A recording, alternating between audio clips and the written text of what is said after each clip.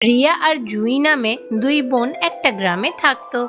তারা দুজনে খুবই ভদ্র আর বুদ্ধিমান ছিল। জুই, চল মাকে গিয়ে কাজে সাহায্য করি, সে একাই সব কাজ করছে, তাই না? হ্যাঁ দিদি, চলো যাওয়া যাক। দুই বোনেই তাদের মা বাবাকে সব কাজে সাহায্য করত।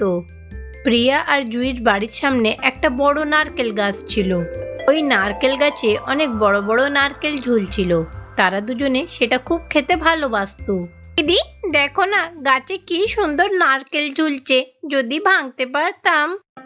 হ্যাঁ, চল না ঢিল ছুঁড়ে মারি, যদি ভেঙে যায় একটা। দুজনে ঢিল ছুঁড়ে মারলো, কিন্তু নারকেল গাছ অনেক বড় হওয়ার কারণে একটাও ঢিল গিয়ে নারকেলে লাগলো না।